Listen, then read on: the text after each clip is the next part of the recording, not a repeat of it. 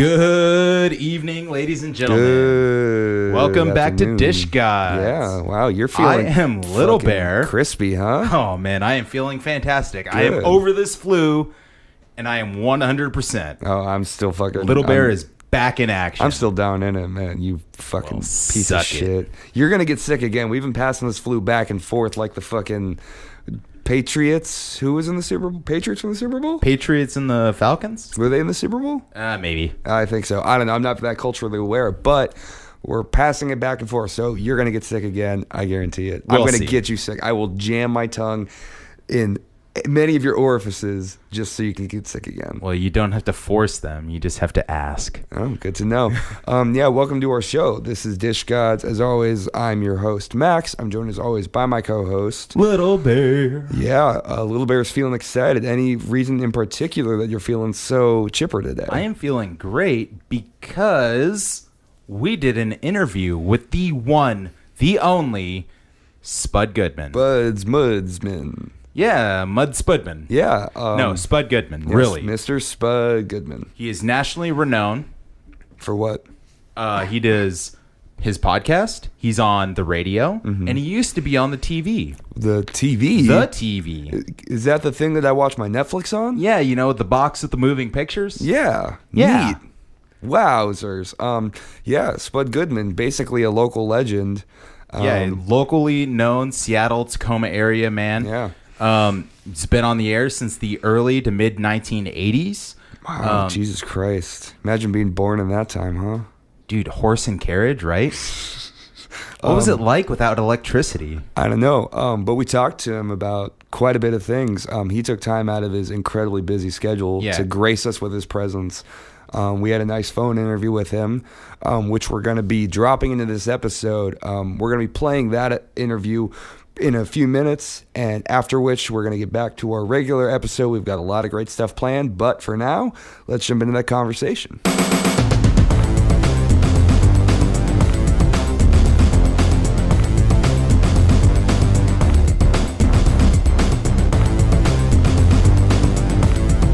Mr. Goodman, we are good to go on our end. Greetings. I am Spud Goodman, and I'm ready for this interrogation to begin. This is an interview. Your deposition is tomorrow morning, so I want you to go ahead and answer these gentlemen's questions. I stand ready to intervene if it's necessary, but just relax and respond when necessary. All right. Okay. Fine. So yeah, we're here with Spud Goodman, the local legend, radio host, yeah, he's DJ, a everything. Veteran in the field here. Yeah, absolutely. Mr. Goodman, how are you doing today? You know, I could be better. A little bit of a headache. You know, the stomach's growling a little bit. But after the thing's over with, I plan to eat and nourish myself. Oh, yeah. Man, that flu's been going around. Yeah, did you catch the flu? No, I just, you know, it's just the end of the working day. I work a 2.5 to 3 hour day, and it's getting towards the end of it, you know. Oh, yeah. Yeah, sounds brutal. Yeah, that's real rough. Yeah. All right, so I guess first things first let's go right back to the beginning. Yeah, day one. What made you get into this business? Before you answer that question, do you want me to get you some fresh lemon for the water or anything like that? Please. Oh, okay. Well, you know, I started so far back. It's before you guys were conceived. I'm sure I started in Tacoma, Washington, in 1985. Wow. Yes, yeah. I was not really a child, but yeah, I was way back, and I started actually in a real basement. It was pre Garth and Wayne. It was in an apartment building over on Union. It was in the basement, and every time they flushed the toilets above us, we had to stop down.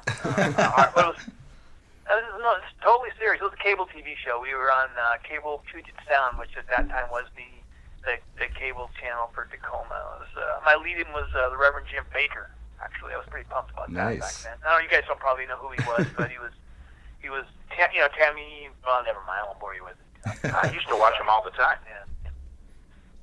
Wow. Anyway. Yeah, Reverend. That's a good. So get. we saw we kind of did a little research on you back in back in your old times there, and we saw that you interviewed Jon Stewart back in the day. Yes, I did. Can you tell us anything about him? How he was as a person? He wasn't a dick or anything. He was actually a really pretty decent guy. He worked kind of blue, and we had I was when I had the Fox show.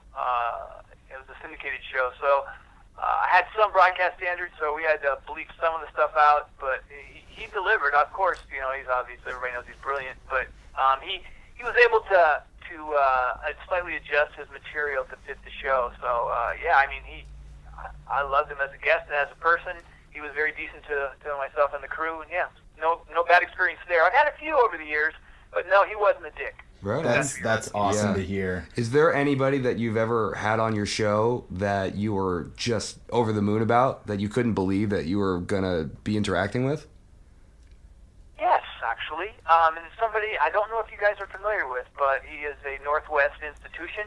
I have interviewed quite a few national figures doing the show, lots of them over the years, but this guy's at the top of my list and will remain till I sign off for good in this world. It's JP Patches. He is. Oh, he's a Seattle legend, man. Yeah. Yes, he is. And may he rest in peace. Yeah. His Absolutely. name. But yeah, he was a great man, and we all miss him. Yeah, absolutely. You've been doing your show in a number of formats for decades at this point. And in the current incarnation, you and your current co-host, what kind of brought you guys together? What makes Gerald, your current host, what makes co-host. Gerald the perfect co-host for you? Yeah, well, my Is it because he can prior just get co-host- you a lot of stuff on the side, or? Well, I didn't really talk about that, but my prior co-host, Chick Hunter, he had to leave the show, and this guy here, Mr. Holcomb, just kind of handy. That's basically why. I mean, he was just the first guy I saw, so I offered it to him, and he took it. I'd like to think I'm more than handy, but I understand what you're saying. Yeah, I mean, it's a good fit so far. All right. Well, that's kind of the same way I hooked up with Little Bear here. Yeah. I just kind of wandered around, and I asked him, and he was down to go. It's kind of like the same way I imagine getting married is. Yeah, I mean, he asked me to handle some microphones and, plug in some preamps and stuff, and I was like, yeah, I can do that. And next thing you know, I'm recording with Max now every other night. And it's out of wedlock? How do I look? No, is that out of wedlock? Never mind. Out of wedlock. Yeah. Yes, it is. Yes, it is. Absolutely. Okay, super. All right. I expected him to dig a lot deeper for that dirt. What do you think? Well, you know what? I think they're trying to be polite. And there's nothing wrong with I can polite. appreciate that. All right, fine. Okay, moving on. Yeah, we get kind of crass on our show with our guests. We try to brush it up a little bit. Yeah, I mean, if you want us to, we can be a little more rough around the edges. Yeah, we can cut a little deeper. Just commenting to my co-host. We're fine. Listen, politeness is no vice, gentlemen.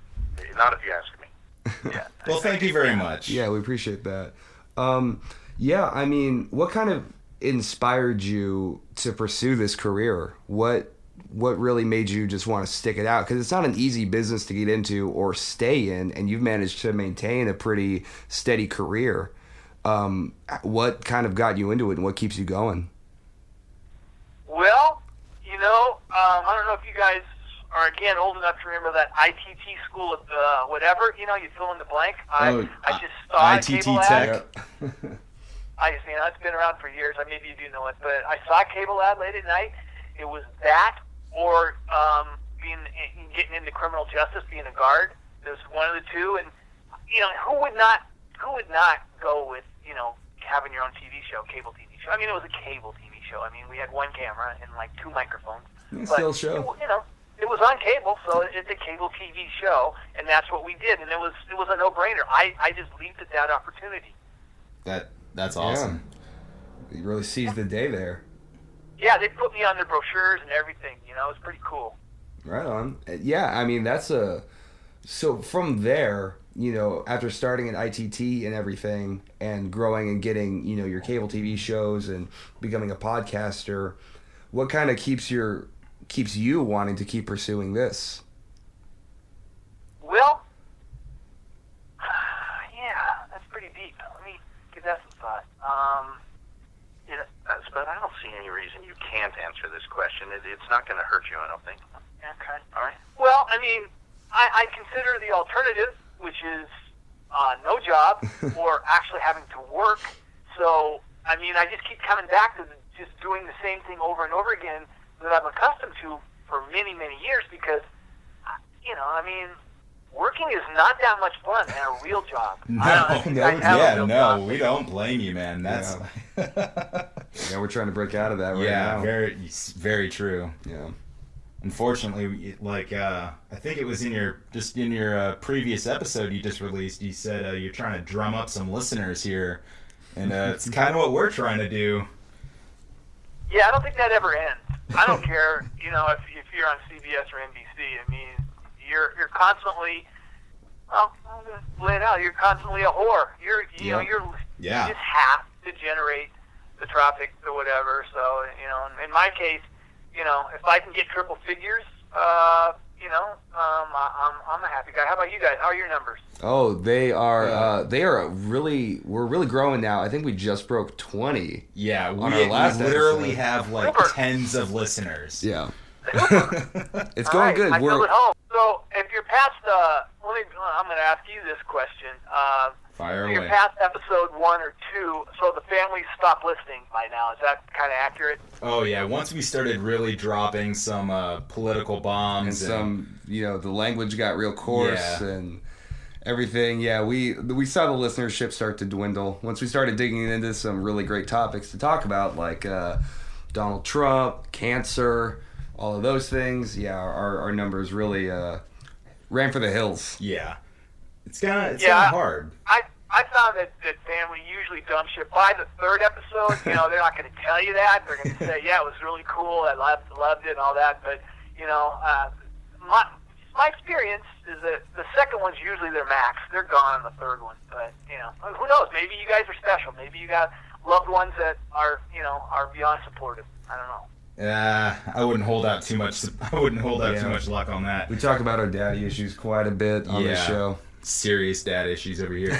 But is there any topics on your show that you deem to be completely off limits? What is your max that you would hit before you look in the mirror and go, wow, did I say that? I thought what are my limits as far as what I would take from someone? No, as far as like your own content, like what's the max that you're willing to push? You know, I don't know if the parameters that I really work with are FCC related because we are on a terrestrial station in addition to the online stations around the country. So really, to be honest with you, the number one thing I keep in mind is staying within, you know, what the FCC says is you know, appropriate. So that's about it. I don't content-wise, I mean, I don't push my guests to you know, push them into a corner about personal stuff when I know, you know, a lot of the national people that I interview, most of their personal history is public, you know, record, and unfortunately for them. So no, I try to be not too much of a TMZ kind of thing, you know, because in the end, I don't think that serves my show, or, you know, obviously the guests. I won't be seeing them again. If I don't get too personal. Does that mean I'm a wuss? Maybe so, but you know, if you've listened to my show, you know, I'm pretty soft with you know, celebrity guests. I probably could ratchet it up a level, but you know. Hey, that totally makes sense, though. You know, you want to keep them coming back and make them feel comfortable while they're there. You don't want to attack them. Yeah, I mean, they're your guests for a reason. No, I know, but just with the current climate, you know, in terms of where, when I started, I was considered kind of edgy. Actually, maybe even more so than a little bit edgy. But you know, the marketplace changed, and I'm pretty soft compared to you know, a lot of my peers in the industry. So yeah, I'm not. I guess maybe I'm getting old. I don't know. Yeah, we get that. We know all about getting old. Yeah, get those the back aches, or you do the old man grunt when you bend down. No, but now that you mention it, that's maybe something I need to think about. Yeah, I haven't even noticed it yet. Yeah, keep that in the back of your mind. Next thing you know, don't bend over. You don't have to. Yeah. Yeah. It's I wanted to say, too, Spud, you were talking a little bit about being edgy. I don't think you've lost your edge at all because, in my opinion, each and every week you go past my comfort zone. Every single week I'm uncomfortable with what you're talking about. Yeah, but you, like, I think I said this on our show, you're uncomfortable with talking about flossing one's teeth. I mean, not everything makes you uncomfortable. Flossing is a private... I cannot, excuse me, he is of a cult. I shouldn't say that. I won't get into the religious thing now. Oh, that is not a cult. Well, anyway, what I'm trying to say here is his level of acceptability is quite different than my listeners, for sure, because, I mean, you're not Amish, but whatever you are. Some things are proper, some things aren't. Yeah. And Prophet Joseph. I'm not gonna call him out, but he belongs to a group of people that I don't want to say it. Well, the mystery is good. It keeps people guessing. The mystery keeps people guessing here. Yeah. All right. Mystery is good. But what I gotta say, there's nothing wrong with clean teeth, man. If you're flossing in public, that means you're a clean person. You know what? Clean teeth is good, but there's a time and a place for everything. I just believe that's what my church tells me. So I believe that too. Yeah, and I want to say you got one person that agrees. Time with you. and a place. It's inappropriate to floss in public. Yeah, see, and that's one person more than I typically have during the show. So I appreciate that a lot. Well, Spud, I'm with you on this one. All right, thank you. Hey, Spud, I think this is going really well, but we need to wrap it up pretty quick because it's time for your B12 injection, speaking of age. And I've got a fresh needle prepped, so you let me know when you're ready for it because otherwise you won't sleep. Well, I don't know. I could probably do without it. All right, fine, I'll do it. Doctor says every day. Hey, guys, I kind of hate to be the bad guy here, but I don't know. Sorry about this. Mr. Goodman's a little bit exhausted. He's had a tough day. He's put in a good couple of hours. Hey, that's all right. We a pretty grueling interview. We honestly appreciate your guys taking the time to actually even sit down and talk with us. We truly appreciate it. Yeah, thank you very much. Oh, wow. All right, that didn't go that bad. No, I think that was good. But all right. So I want to thank you both for a very vigorous discussion, and I appreciate you not asking any questions about my love life. I understand I'm a public figure, but some things, as I said about other celebrity guests, it's just it's nice to have it to be on a need-to-know basis and remain off limits. And anyway, I'm very appreciative you guys didn't push it. So thank you. Yeah, you're welcome. Just one final thing here. We just want to clarify. So we will be uploading this interview on our podcast. Well, getting back to the relationship thing, if I could. Oh yeah. I don't want to leave your listeners with the thought, that maybe I'm I'm totally a loser because I'm not doing that bad. I just want to say that it's tough meeting women at the casino, but I've gotten phone numbers. So a lot of people think we're going to let that be your last words. But guys, thank you for everything. Yeah, thank you. And where can we see your show? What channel is this going to be on? So we are on iTunes.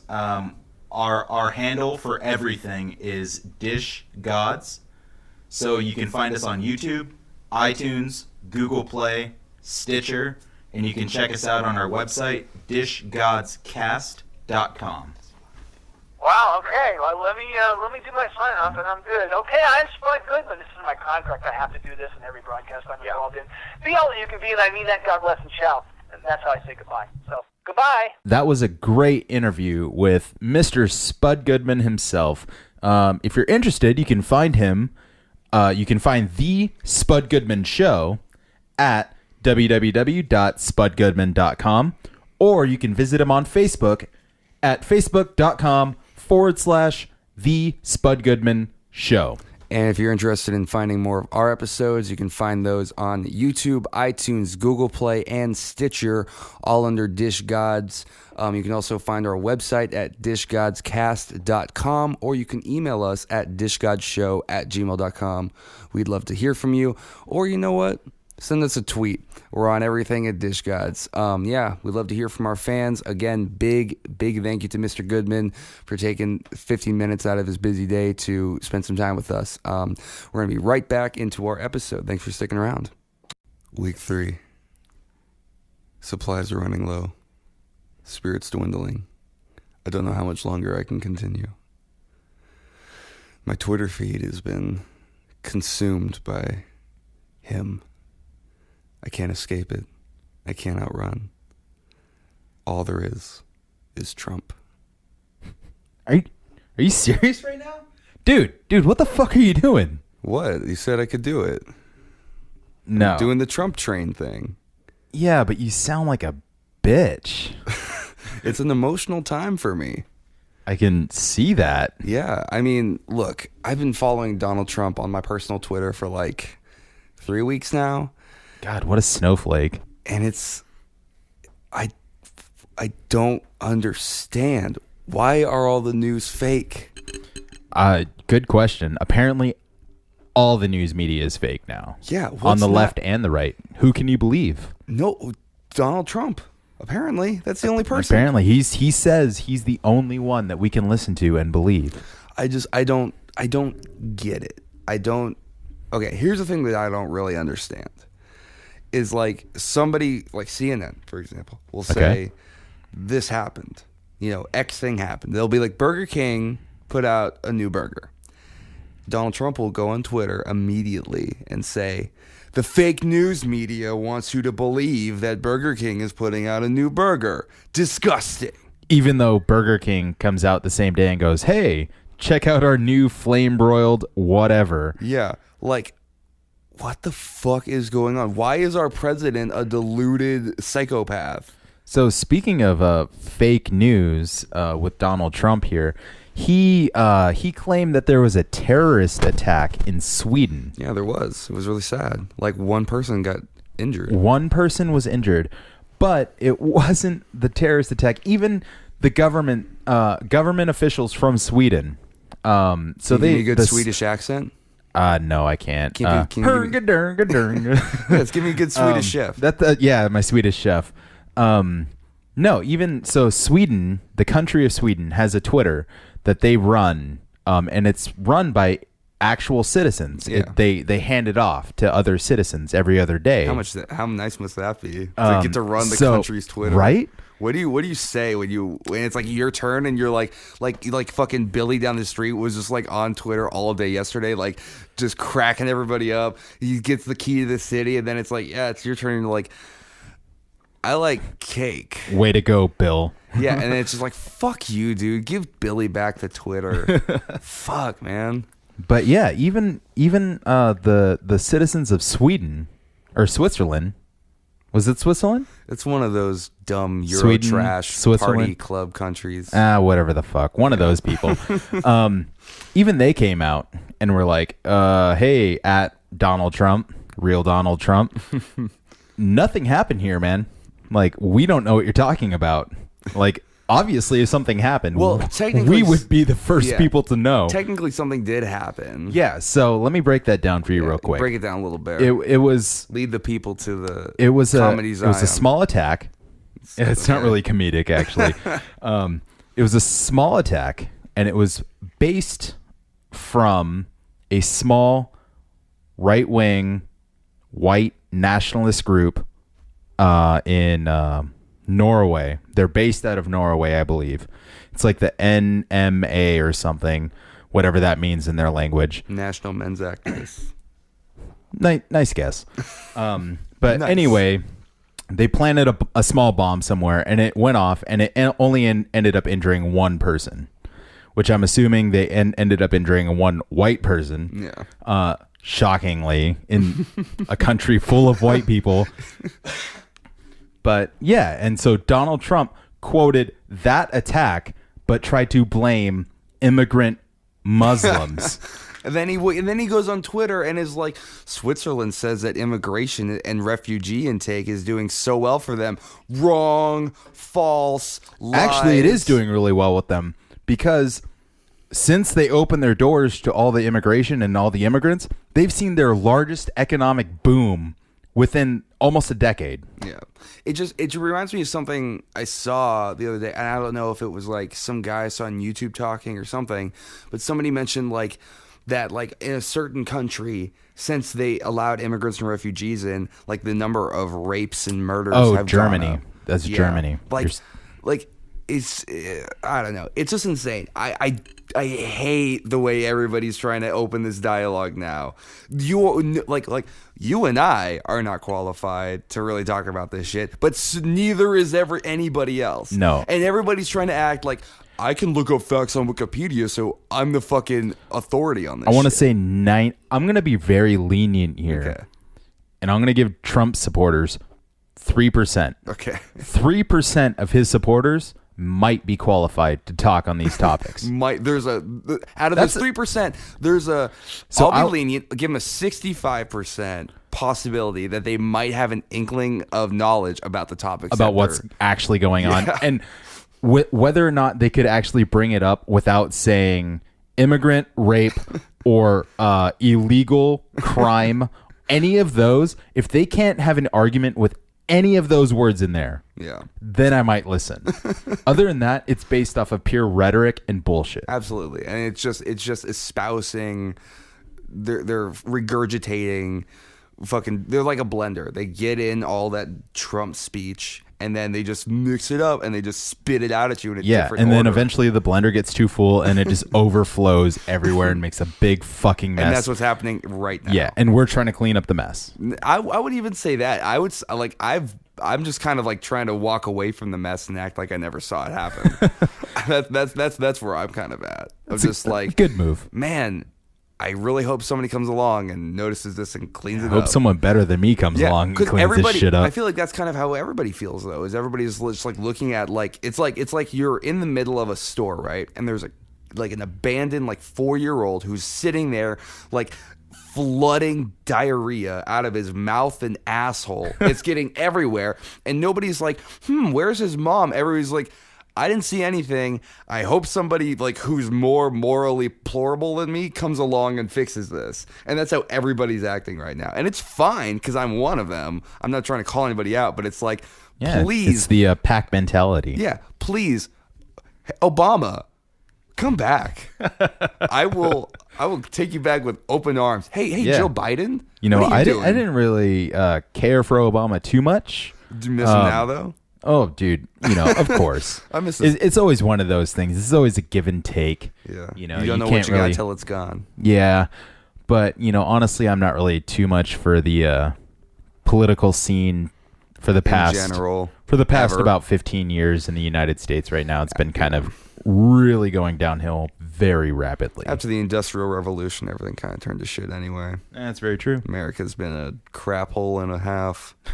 Well, we did see one shining, glimmering whatever for about a decade, and then unfortunately we weren't there for it. Yeah. I don't know. It's kind of exhausting. I keep wanting to unfollow him on Twitter, but I can't. Dude, it's a train wreck. You can't look away. I'm just like, I'm waiting for the day that he gets impeached or fucking booted out. Whatever happens, or he resigns early or something. Something. We won't say it, but oh my dude, you're gonna get us fucking on some kind of terror watch list. Are you kidding me? Something. Dude, that's so menacing and threatening. Oh my god. Holy shit. I didn't say anything. I just said something. Dude, we are so gonna, and I'm not gonna be allowed to I'm gonna be on a no-fly list because of this. Something. Oh my god, stop saying something. You know what? Let's switch gears. I saw an article the other day that kind of made me think of you. Do you know the animal, the panda? Of course, I'm half panda. Really? Yeah. On my father's side. Really? I always thought you were more, It's getting a little Puerto Rican-y in here. I always thought you were a little more, like black. Oh, I thought that was you. Well, I guess Puerto Rican is black too. Well, I mean, I'm mixed. More in attitude than an actual geographical sense. Oh, faux show. Faux show. Was that racist? Definitely. Okay. But that's all right. This is a racist space. If you can't be racist here, this is what I've been saying. If you can't be racist here, where can you be racist? Is this a safe space? It's a safe space for racism. Ah. Welcome to America. Safe space for racists. Okay. Well, anyway, moving on. So I saw in Max's racist space. I saw something about pandas, and it basically was like, it was basically saying like pandas are kind of becoming extinct. They're kind of hard to keep alive. Should we just like kill them? Kill the rest? You want to kill my family? I don't. The people do. But do you agree with them? Well, because no, actually. I would have to say if your opinion, kind of going back to like the whole Trump thing. Yeah. People are like, they're like, oh yeah, I support him and I like his policies, but God damn it, it was like I'm not racist, Yeah. one of those things. Like, yeah. I'm not a racist, but I support Trump. And it's like, dude, you may not be racist or you may not be whatever you claim not to be. Yeah. But it's like I heard growing up all the time. You may not be a drug dealer or you may not be a bad person, but if you hang out with people like that, they reflect on you. Yeah. So it's the company it's the company you keep that reflects back onto you. Absolutely. You may not be that person, but everyone's going to automatically assume that you're a big piece of shit because of the people and the company that you keep around you. Well, what I've been saying since he started his rise to power is it's not about his actual policies or even the man himself. It's about what he represents. Exactly. And what his stance and the fact that he has American support, what that means for our country. That's what I've been saying is like, it's not you could replace Donald Trump with anybody, but it's just about the rhetoric that he's saying and the stance. It's not about him. But anyway, back to the pandas. Yeah. I mean, should we let them die? What do you think, Max? I mean, I don't personally agree, but it opens up in a kind of odd line of thinking of like, what do pandas really do? I think regardless of how useless they may seem, every animal now, like especially being here for, millennia on end, regardless of what you may think they do or don't do, each animal serves a purpose in the food chain or for the environment itself. But some animals actually they eat certain plants so they don't become invasive, and they actually keep things down or keep things away. But as our society expands and kind of pushes out and kind of starts taking over more of the world, because I mean, there are still more forests and whatnot, but unfortunately at some point those are going to get taken down. It's a very tragic reality that we're going to have to face one day. I mean, there's overpopulation and overcrowding is already an issue. See, and that's the other thing too, is overpopulation. That's not really an issue. That's not an issue for me. I feel like there's too many people in the line at the coffee shop. Is poor city planning. Yeah. Because what they're trying to do is they're trying to pack as many people into a small amount of area, when the reality of this situation is you could take the entire population of the United States and you could fit us into probably 2.5 to 3 states. Yeah. Ugh. Ugh. And that'd be pretty dense living. Pretty dense. But honestly, it could happen. That's how vast the United States is. Yeah. And then you could take half the population of Europe and have them come to the United States and we would have room to spare. Yeah. So that's how much room there is on this planet. It's just the problem is people, we take the most quote exotic or the most sought after lands to go build on. Yeah. And it's like, wow, this place is so beautiful. Yeah, let's fucking tear it down. Let's level it out and then just come on, Steve, bring in the bulldozer. They're gonna fucking level everything. So like, I don't agree with when they see like this pristine area, and then they're like, oh yeah, fucking level it and put a fucking 30-story hotel building there, and put a strip mall there, and it's like, dude, you took something that was gorgeous and just ruined it, and you made it look like every other downtown that is ever existed. Well, it's like all that fracking, and it's like when they try to frack the Kimberley in Australia, like it's fucking insane. And I don't agree with it necessarily. And it's like, I'm not one who subscribes to the mentality of like, humans are top of the food chain and like our needs and our industrial growth needs to be the priority of the planet. It's just kind of an unfortunate reality and like mode that our world operates in. Yeah. And what I'm kind of positing, I guess, is like, you know, for animals that don't hunt, that we don't get food from, that we don't really, and like, yeah, I get it. Every animal serves a purpose, circle of life. You know, like pandas, for instance. We don't eat pandas. At least you shouldn't. You know, you don't hunt pandas because how could you? Yeah, it's not really a sport. It's like hunting the fat kid at recess. It's like, it's not really a challenge. Yeah, it's kind of like, should we keep putting all of these resources into keeping them alive?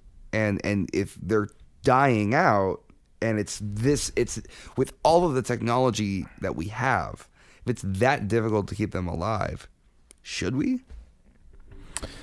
Darwin said, survival of the fittest. You know what I mean? That's very true. But then again, Darwin, I mean, for as much as he did offer us for his enlightenment into the way of evolution, yeah, his thinking is kind of archaic.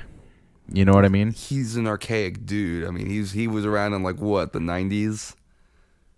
Yeah, the 1890s. So the 90s.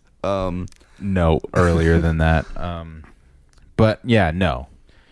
I think they should be able to die out on their own. We shouldn't actively go out and, you know, hunt them to kill them. Yeah, and we should also try to resuscitate life into a dying community. It's like, it's sad whenever a species becomes extinct from overhunting and things like that, but at the same time, it's just kind of like, maybe it's just nature taking its course. Yeah. I mean, dude, speaking of like nature taking its course, did you hear about these the scientists that are trying to bring back the woolly mammoth? Yeah. So how about that? Kinda, yeah, dude, it's kind What's of on the fucking point. It's kind of on the same thing, but with the pandas, but reversed. Yeah. So they say we're gonna try and bring back the mammoth like now. In 2 to 3 years. Yeah, so they basically say like, hey, we unlock the genes and like, or the genome, and you know, we have somewhat of the technology to kind of work with it, all this and that.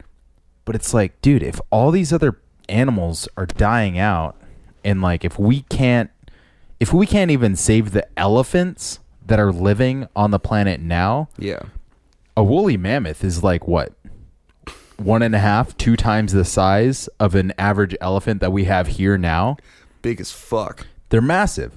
It's like, where, if you want to make a herd of these things, like where would they even eat? And here's the thing: where would they live? Where would they survive? Okay, you know what? I know some science bitch out there is going to be like, well, if we bring them back, we can study their behaviors and further understand. Shut up, science bitch. I don't give a shit. Here's the thing: if you're gonna revive something, this might be like the first time something like this has successfully been done, right? I'm pretty sure, yeah. So it's like, first of all, really, the woolly mammoth? We can't do like a T-Rex or a raptor or something? I think they're going for something that's a little less predatory.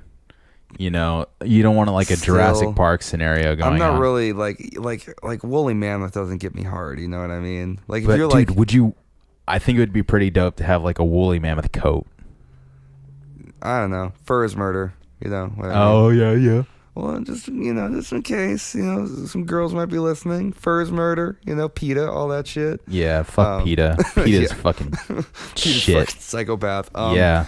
No, it's like it doesn't make sense to me that they're like, okay, you know what? We're gonna revive this animal that we don't need it. We're doing fine without it. Yeah, the world's been doing just okay without it. But let's revive it. Let's stick it in a box and just kind of look at it. Maybe make some people pay to look at it. And yeah, that's it. I think they're doing it not more so to bring back the species, but more as like a stepping stone. Well, yeah, but to what? What's the end? The end game would, to the end. I think it obviously to benefit us. You could clone a child that you lost. Ugh. Or whatever. I lost him for a reason. But whatever. I That think got dark. that's the end game here is if we can practice this on an extinct species. So, and that's the thing. That's the key is that it's an extinct species. It's not something that like some radical idea, right? It's something that everyone has been known like, okay, this thing has been dead for a long time. It's not like you're desecrating a corpse or, you know, doing something fucking weird. Yeah. You're just, I don't know. I think that is what they're going for. No, I get you. It just feels kind of dumb. Yeah, in a way. I feel like they could be spending their time on something a little more productive, but at the same time, do something like let's just do something cool, like a pterodactyl. I think, but like I said, it's a stepping stone. It's the first one of two or three steps that you need to take in order to get to where we want to be in the future. Yeah, I get you. Well, would you clone a family member? I'd clone myself. Okay. Can't have enough little bears. What would you do? Oh God, imagine if I fucking tell you. What would you do with your clone? I would like swap places. I'd make him go to work. Oh yeah, total slave. Oh yeah, be like, hey dude, go here. It's so cool. Everyone loves you. Can you go work for me so I can do my podcast all the time? Thanks. Yeah, you know, I brought you to life, motherfucker. Exactly. Until he, you know, it's kind of like me, and then it'd probably be about 2 days, and then he'd revolt. And then he'd make a clone. I think that's an old it's a perpetual where they do thing. Where they just like, keep cloning each other. Yeah, where you make the clone. You're like, oh, go do all my chores, and the clone's like, what if I make a clone of myself, and that clone does all the chores, and it just keeps growing. I think that was in Calvin and Hobbes. Fairly Odd Parents. Futurama. Probably Jimmy Neutron. Yeah, Jimmy Neutron, Futurama, and Rick and Morty. Oh yeah, they have Mr. Meeseeks. Yeah, he does the same thing. Yeah, so yeah, but to Rick and Morty's credit, they did give it a new angle. Yeah, so dude, Mr. Meeseeks is fucking awesome. Welcome to our Rick and Morty fan cast. We're here to talk about all things Morty and all things Rick. I got one beef that I want to talk about. Let's hear it. People around the globe are chomping our flavor. Damn. So apparently there's everyone, a conspiracy. Yeah, dude. There's a conspiracy afoot. Basically, you know, I feel like there are people who are listening to our program and then churning out and remixing it into their own content. I'm not even gonna call anybody out, and this isn't me saying like, oh, we should be getting attention. I just feel like it's a conspiracy because, you know, we've been trying to get together with longtime American treasure Smash Mouth. Yeah, at least trying to get them to notice us a little bit on Twitter. And a few episodes ago, they've been stonewalling us. Yeah, and I posited like maybe writing a collegiate thesis on the lyrics to All Star. Yeah, we did that in private, by the way. We didn't. I don't think we did record it. Did. That's my beef. Okay, is we recorded it, we put it out, and then somebody sent a fan theory on Reddit to Smash Mouth, basically having a collegiate thesis on the lyrics to All Star. What the fuck? That was my thing, dog. It's nothing sacred in this world. Nothing is sacred. Not anymore. I'm pissed. Super pissed. You know, that's not the first time that's happened to us either. Yeah, something with our pizza bit too. Pizza bit. The food bit in general. Yeah, the whole food bit in general. Everyone, it's like you said, everyone's hearing our bit, but not through us. Yeah, and that's the thing is like if you hear our stuff, at the very least, give us a like or a share. You know what I mean? Don't be a dick about it. Yeah, no, I mean... You want to come up, you want to take our flavor, you want to take our bits. You know, it's like, what if I did that to the local morning radio show or whatever, and I took their flavor? Hey, welcome to Morning Drive Time Radio. Yeah, We're here to jack bits from everybody. I guarantee you, if they heard it within 2 days, we would get a cease and desist. Yeah, well, do we have a lawyer? Do we know anybody who's a lawyer? I do. We have, I got quite a few. Are our episodes copyrighted? Yes, they are, by the way. Technically. Oh. Technically, yes. All right, everybody, you heard it here first. Patent trolls, Lil Bear and Max going out. Yeah. Taking names. So if you chomp our flavor again, God, you're threatening Beware. everybody. Oh my God, it's so exhausting. All right, next week we're gonna have another chill episode. I feel it. I think Let's we do need that. it.